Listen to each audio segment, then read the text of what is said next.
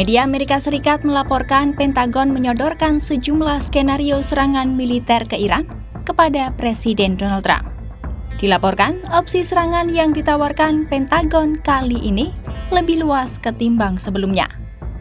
Mengutip pernyataan pejabat AS, Pentagon menawarkan opsi serangan besar dengan target potensial meliputi program nuklir Iran serta lokasi rudal balistik. Tak hanya itu, Pentagon juga disebut menyodorkan opsi serangan yang lebih terbatas, yakni serangan cyber untuk melumpuhkan sistem Iran atau tindakan militer yang menyasar aparat keamanan dalam negeri Iran yang dituding menggunakan kekuatan mematikan terhadap para demonstran. Serangan tersebut dinilai lebih realistis ketimbang opsi serangan besar. Meski begitu, serangan terhadap Iran disebut belum akan dilakukan dalam waktu dekat dan masih berada dalam tahap pertimbangan.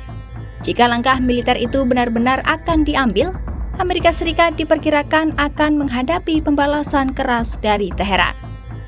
Presiden Trump sendiri dijadwalkan menerima pengarahan resmi dari Pentagon pada Selasa 13 Januari 2026 mengenai berbagai opsi.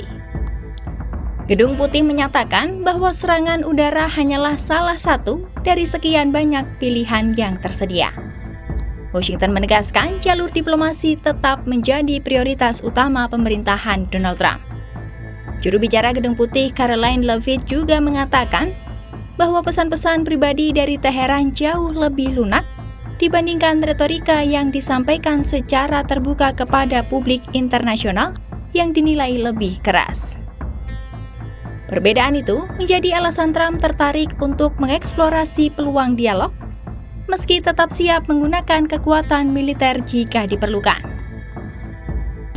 Well, I think one thing President Trump is very good at is always keeping all of his options on the table, and airstrikes would be one of the many options that are on the table for the commander-in-chief.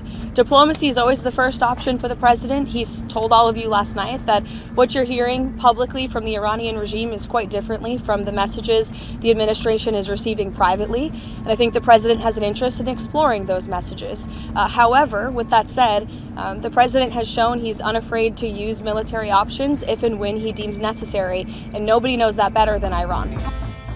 Pernyataan Gedung Putih itu muncul di tengah meningkatnya ketegangan antara Washington dan Teheran menyusul jatuhnya korban tewas dalam aksi demo di Iran.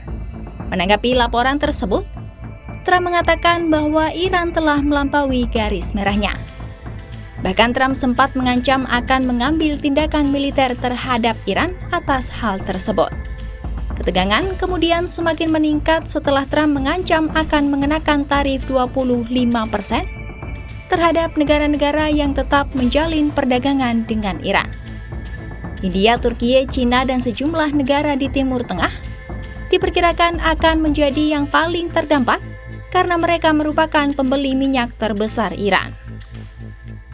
Sementara itu, jumlah korban tewas dalam aksi demonstrasi besar-besaran di Iran masih terus bertambah.